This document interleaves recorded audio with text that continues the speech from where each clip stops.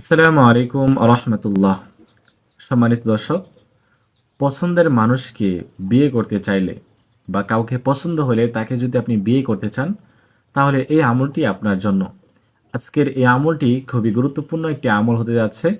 আপনি যদি কাউকে পছন্দ করে থাকেন, ভালো লেগে থাকে, তাহলে তাকে আপনি বিয়ের জন্য এই আমলটি করতে পারেন। বা যাদের বিয়ে হচ্ছে না, বিয়ে শাদী হচ্ছে না, আপনারা এই আমলটি করতে পারেন। ইনশাল্লাহ সকলের জন্যই কাজ হবে ইনশাল্লাহ। সম্মানিত দর্শক, এরকম খুবই গুরুত্বপূর্ণ কোরআনী একটি আমল আজকে আপনাদেরকে বলে দিব। আপনারা শুধুমাত্র সুন্দর করে আমলটি শিখে করার চেষ্টা করবেন। আর যারা এই চ্যানেলে নতুন আসছেন, অবশ্যই চ্যানেলটি সাবস্ক্রাইব করে পাশে থাকবেন। এই চ্যানেলে আরও নতুন নতুন দোয়ার ভিডিও দেওয়া হবে, সেজন্য অবশ্যই চ্যানেলটি সাবস্ক্রাইব করে পাশে থাকবেন। সম্মানিত দর্শক, খুবই গুরুত্বপূর্ণ একটি আমল, সেটি হচ্ছে কোরআন শরীফ থেকে নেওয়া। কোরআনই একটি আয়াত রয়েছে, তার পাশাপাশি রয়েছে আল্লাহ তাআলার একটি নাম, যে নামটি আপনাদেরকে পাঠ করতে হবে বেশি বেশি। এবং এই আমলটি করলে অবশ্যই কাজ হবে যদি আপনারা সহি শুদ্ধভাবে আমলটি আমি যেভাবে বলি সেভাবে করতে পারেন।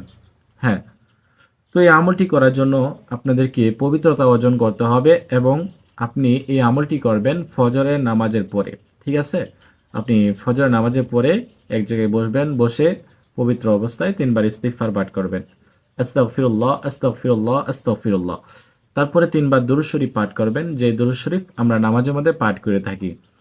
আল্লাহুম্মা সাল্লি আলা মুহাম্মাদিন ওয়া আলা আলি মুহাম্মাদ كما صليت على إبراهيم وعلى آل إبراهيم إنك حميد مجيد. اللهم بارك على محمد وعلى آل محمد كما باركت على إبراهيم وعلى آل إبراهيم إنك حميد مجيد.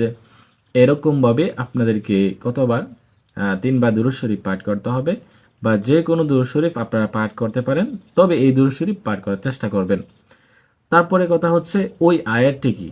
আয়াতটি হচ্ছে সূরা তাহার 39 নং আয়াত, ওয়াল কয়তু আলাইকা মাহাব্বাতাম মিন্নি। সুন্দর করে পাঠ করবেন, ওয়াল কয়তু আলাইকা মাহাব্বাতাম মিন্নি। কতবার? 7 বার পাঠ করবেন। এবং এই নামটি, আল্লাহ তাআলার এই নামটি আপনি পাঠ করবেন কমপক্ষে 200 বার। হ্যাঁ, কমপক্ষে 200 বার পাঠ করবেন। নামটি হচ্ছে ইয়া রহমান, ইয়া রহমান, ইয়া রহমান, ইয়া রহমান। পাঠ করবেন কতবার? 200 বার পাঠ করবেন। আল্লাহ তাআলার এই নাম মানে হচ্ছে, নামের অর্থ হচ্ছে যে হে দয়ালু। হ্যাঁ, আল্লাহ তাআলা অবশ্যই আপনার উপর দয়া করবেন, রহমত করবেন। তো অবশ্যই এই নামটি আপনারা 200 বার পাঠ করবেন। শেষে 3 বার দুরূদ শরীফ পাঠ করে সূরাতুল ফাতিহা পাঠ করে আপনারা 2 হাত তুলে আল্লাহ তাআলার কাছে দোয়া করতে হবে। আল্লাহ তাআলার কাছে দোয়া করবেন, আল্লাহ তাআলার কাছে চাইবেন।